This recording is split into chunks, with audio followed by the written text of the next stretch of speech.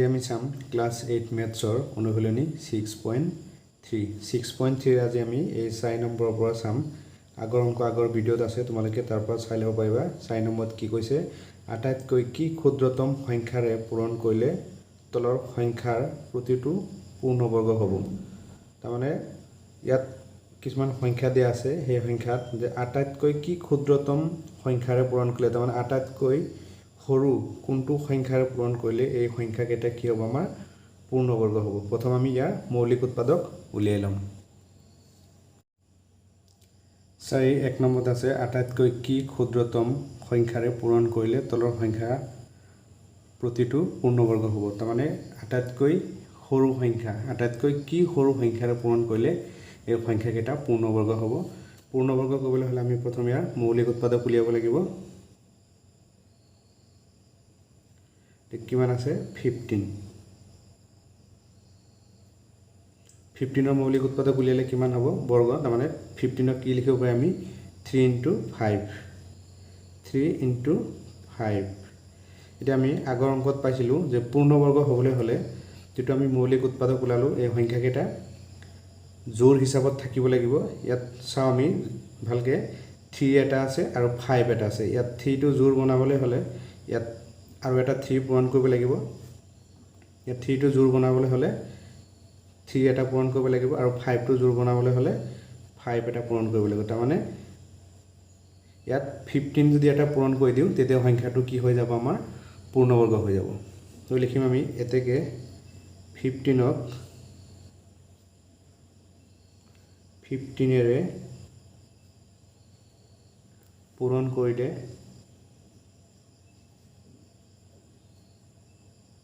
পূৰণ কৰিলে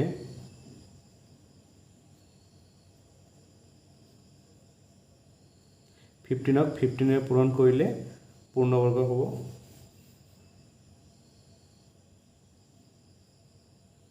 পূৰ্ণবৰ্গ হ'ব তাৰ মানে আমাৰ কিমান আছে 15 আছে ইকুৱেল টু লিখিম আমি 15 এই 15 ক আমি আৰু এটা 15 এৰে পূৰণ কৰিলে কি হ'ব 15 * 15 কৰিলে কিমান হ'ব 225 যে 225 টো এটা পূৰ্ণবৰ্গ সংখ্যা তাৰমানে আমি কি কৰিলো প্ৰথম এই 15 ৰ মৌলিক উৎপাদক উলিয়ালো 15 ৰ মৌলিক উৎপাদক ওলোৱাৰ পিছত 15 ৰ মৌলিক উৎপাদক কি পালো আমি 3 * 5 এতিয়া পূৰ্ণবৰ্গ হ'বলৈ হলে এই সংখ্যাকেইটা মানে জোৰ হিচাপত থাকিব লাগিব ইয়াত কিমান আছে 3 আছে তে 3 টো জোৰ কৰিবলৈ হলে 3 আৰু এটা পূৰণ কৰিব লাগিব আৰু 5 এটা আছে এই 5 টো জোৰ বনাবলৈ হলে আৰু এটা 5 পূৰণ কৰিব লাগিব তাৰ মানে 15 পূৰণ কৰিব লাগে হেতুৱে লিখিলো যে 15 ক 15 এৰে পূৰণ কৰিলে পূৰ্ণবৰ্গ হ'ব তাৰ মানে এটো 15 এই 15 টো আৰু ইয়াৰ লগত আমি আৰু এটা 15 পূৰণ কৰিলো কিমান হল 225 তে 225 টো এটা পূৰ্ণবৰ্গ তে চাই 2 নম্বৰটো চাও 2 নম্বৰটো কিমান আছে 45 আমি ইয়াৰ কি কৰিম প্ৰথম মৌলিক উৎপাদক উলিয়াই লম কিমান আছে 45 তে 45 ক আমি 5 এৰে হৰণ কৰিব পাৰি 5 যাব কিমান 9 5 9 = 45 এতিয়া আকৌ এই 9 ক আমি 3 ৰে হৰণ কৰিব পাৰিম 3 যাব কিমান 3 তাৰ মানে ইয়াত আমি কি পালো 3 দুটা পালো 3 জোৰ হিচাপত আছে 5 টো আমাৰ জোৰ হিচাপত নাই তাৰ মানে ইয়াত 5 আৰু এটা পূৰণ কৰিলে আমি এই ইয়াত পূৰ্ণবৰ্গ পাই যাম আমি এটো এনেকৈ লিখিম আগৰটো নিচে নাই কিমান আছে 45 টো ভাঙি আমি কি পালো 5 * 3 * 3 টো জোৰ হিচাপত আছে এই 5 টো জোৰ বনাবলৈ হলে আমি আৰু এটা 5 ইনটু কৰিব লাগিব তো আমি লিখিম এতেকে 45 ক 5 এৰে পূৰণ কৰিলে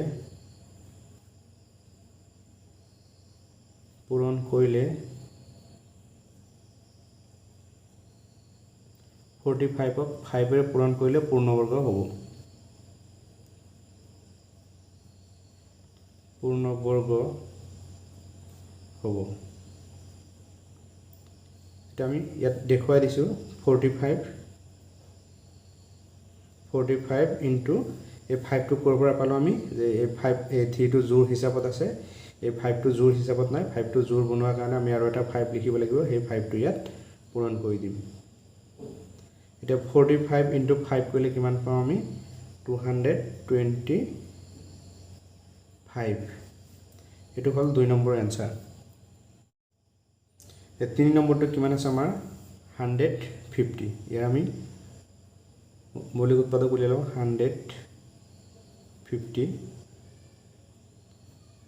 দেখ আমি 2 ৰে হৰণ কৰিব পাৰিম 2 যাব কিমান 7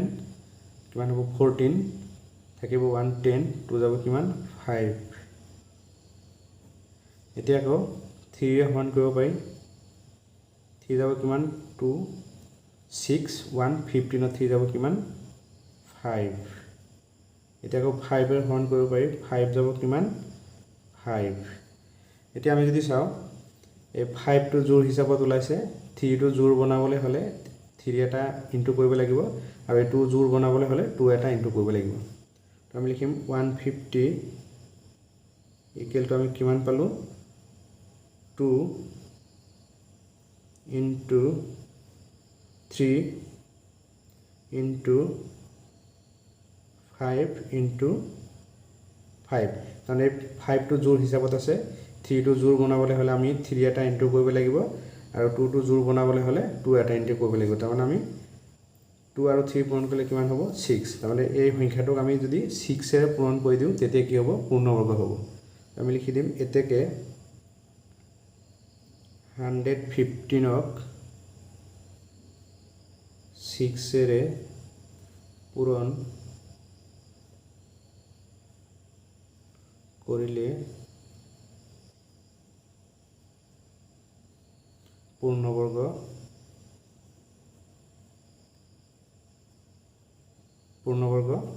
হ'ব পূৰ্ণবৰ্গ হ'ব এটা আমি পূৰণ কৰি দেখুৱাই দিম এবাৰ কিমান আছে 115 ইনটু 6 150 লগত 6 পূৰণ কৰিলে কিমান হ'ব 900 তে 900 টো এটা পূৰ্ণবৰ্গ এটো আছিল 3 নম্বৰৰ এনসাৰ তে 4 নম্বৰটো চাও 4 নম্বৰটো কি আছে 175 এটো আগৰ নিচিনা কৰিম আমি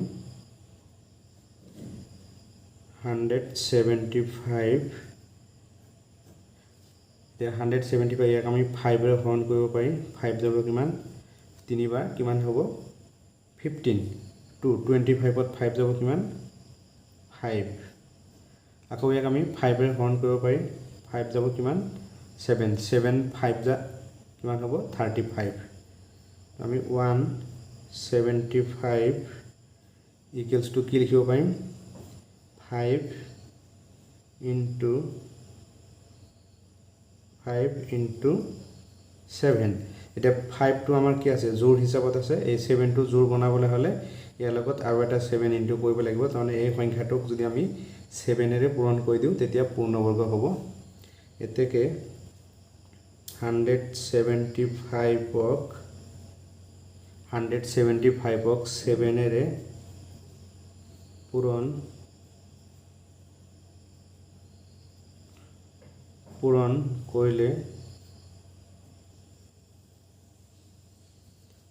কৰিলে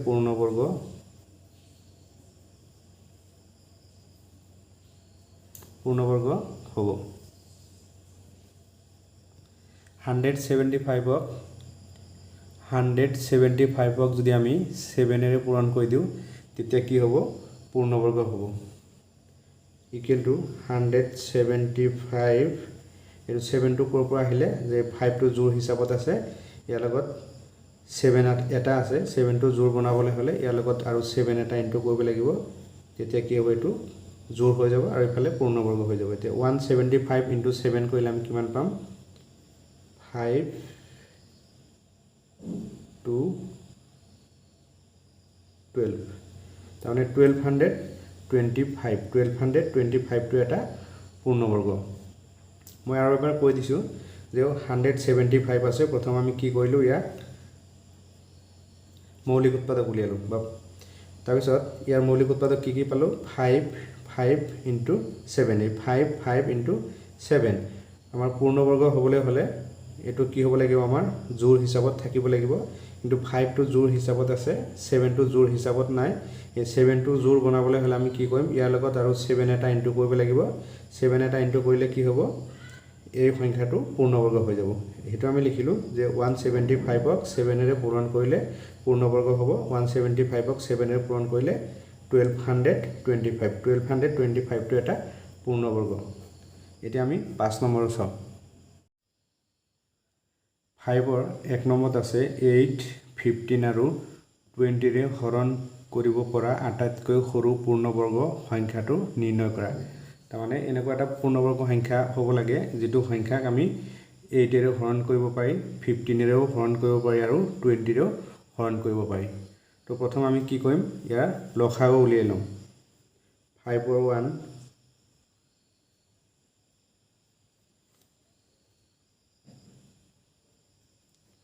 প্ৰথম আমি লিখি ল'ম। প্ৰথমে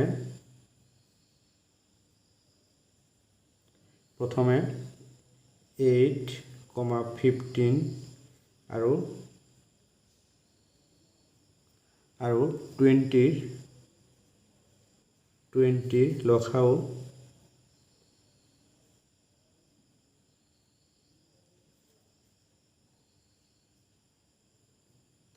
লসাগু উলিয়াই ল'ম। কেনেকৈ উলিয়াই চোৱা, 8, 15, 20। এতিয়া আমি ইয়াত 2ৰে হৰণ কৰিব পাৰিম। কেইবাৰ যাব, 4বাৰ যাব। 15ত নাযায়, 15 নামি আহিব। 20ত যাব 2 কিমান, 10। আকৌ 2ৰে কৰিব পাৰিম। 2 যাব কিমান, 2। 15ত নাযায়, 15টো নামি আহিব আৰু 10ত যাব 2 কিমান, 5। এইবাৰ আমি 5ৰে হৰণ কৰিব পাৰিম। 5 2ত নাযায়, 2 নামি আহিব। 15ত 5 যাব কিমান, 3 আৰু 5ত 5 যাব কিমান, 1। এতিয়া লসাগু কিমান পালোঁ আমি, এতেকে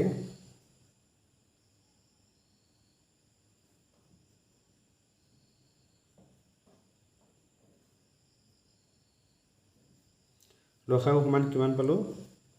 2 × 2 × 5 × 2 × 3 পালোঁ। এতিয়া চোৱা, আমাৰ জোৰ হিচাপত বনাবলৈ হ'লে, আমাৰ পূৰ্ণবৰ্গ কথা কৈছে যিহেতু, আমাৰ পূৰ্ণবৰ্গ হ'বলৈ হ'লে আমাৰ জোৰ হিচাপত থাকিব লাগিব সংখ্যা। এই 2টো কি আছে, আমাৰ জোৰ হিচাপত আছে। এই 5টো জোৰ বনাবলৈ হ'লে ইয়াৰ লগত 5 এটা ইনটু কৰিব লাগিব। এই 5টো জোৰ বনাবলৈ হ'লে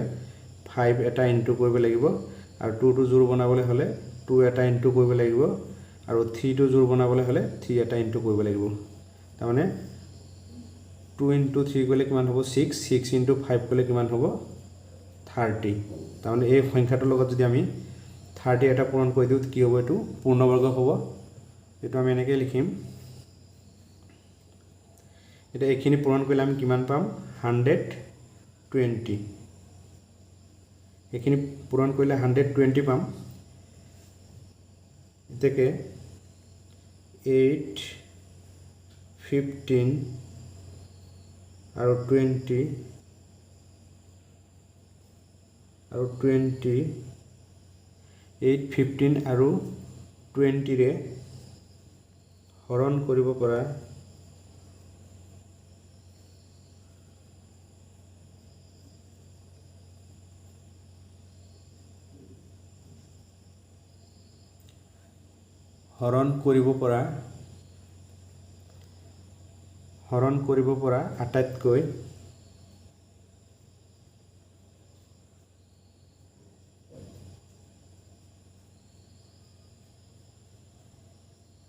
আটাইতকৈ সৰু পূৰ্ণ বৰ্গ সংখ্যাটো হ'ল সংখ্যাটো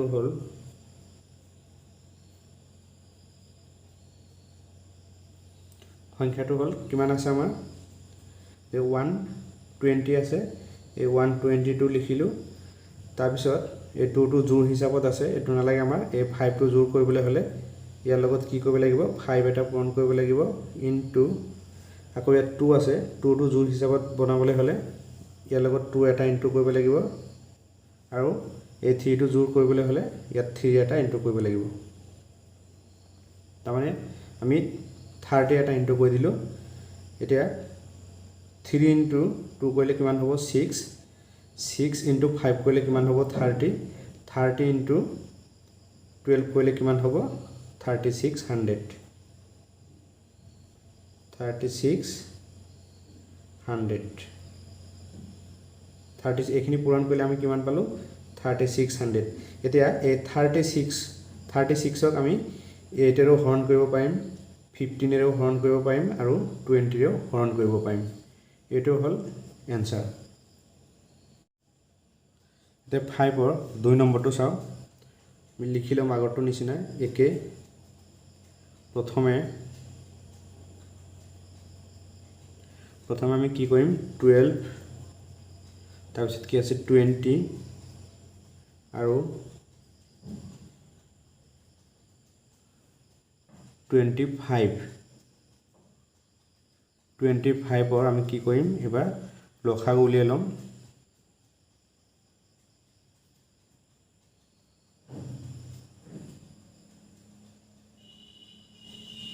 লসাগু নিৰ্ণয় কৰা হ'ল লসাগু নিৰ্ণয়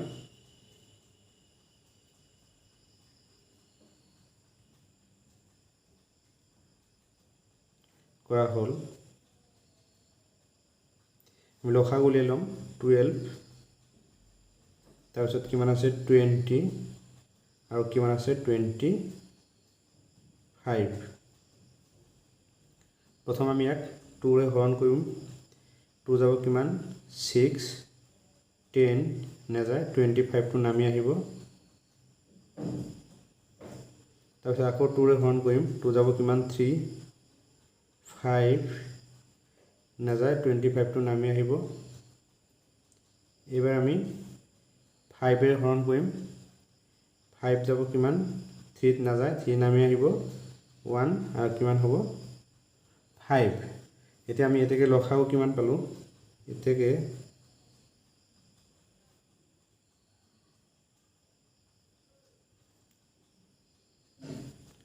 লসাগু সমান কিমান পালোঁ 2 ইনটু 2 তাৰপিছত কি আছে ইনটু 5 আছে এইটো 5 আছে ইয়াতো 5 আছে আমি জোৰ হিচাপত বনোৱাৰ কাৰণে আগত লিখি দিছোঁ ইনটু 5 2 ইনটু 2 তাৰপিছত এই 5 ইনটু 5 আৰু এটা কি থাকিলে 3 এতিয়া 3টো জোৰ বনাবলৈ হ'লে ইয়াৰ লগত আমি 3 আৰু এটা ইনটু কৰি দিব লাগিব 3 আৰু এটা ইনটু কৰি দিব লাগিব আৰু এইখিনি পূৰণ কৰিলে আমি কিমান পাম 5 ইনটু 3 কৰিলে কিমান পাম আমি 15 ইনটু 5 কৰিলে আমি কিমান পাম 75 ইনটু 4 কৰিলে কিমান পাম আমি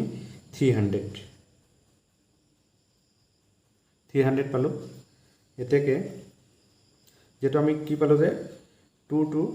5 5 এই দুটা জোৰ হিচাপত আছে এই 3টো জোৰ বনাবলৈ হ'লে ইয়াৰ লগত 3 আৰু এটা ইনটু কৰি দিব লাগিব তাৰমানে এই সংখ্যাটো যদি আমি এই 300ক 3ৰে যদি পূৰণ কৰি দিওঁ তেতিয়া কি হ'ব পূৰ্ণবৰ্গ হ'ব তো আমি লিখিম এতেকে 12 20 আৰু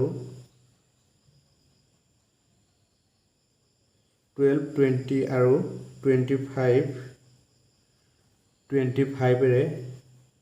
হৰণ কৰিব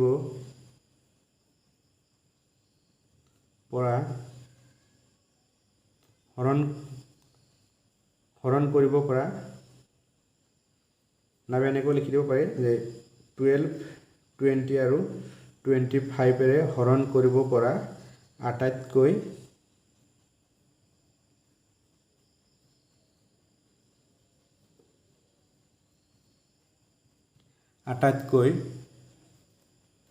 সৰু পূৰ্ণবৰ্গ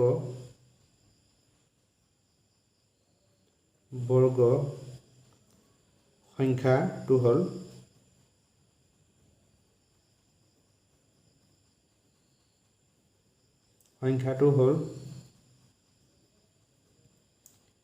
কিমান আছে আমাৰ 300 এটো জোৰ কৰিবলৈ হলে এটো জোৰ হিচাপত আছে 5 টো জোৰ হিচাপত আছে এই 3 টো জোৰ বনাবলৈ হলে ইয়াৰ লগত 3 আৰু এটা ইনটু কৰিব লাগিব মানে আমি ইয়াত 3 এটা ইনটু কৰিব লাগিব 3 ইনটু 3 কৰিলে কিমান হ'ব 9 আৰু 0 0 কিমান হ'ল 900 এতিয়া 900 ক আমি 12 এৰো হৰণ কৰিব পাৰিম 20 এৰো হৰণ কৰিব পাৰিম আৰু 25 এৰো হৰণ কৰিব পাৰিম এটো আছিল 5 ৰ 2 নম্বৰৰ এনসাৰ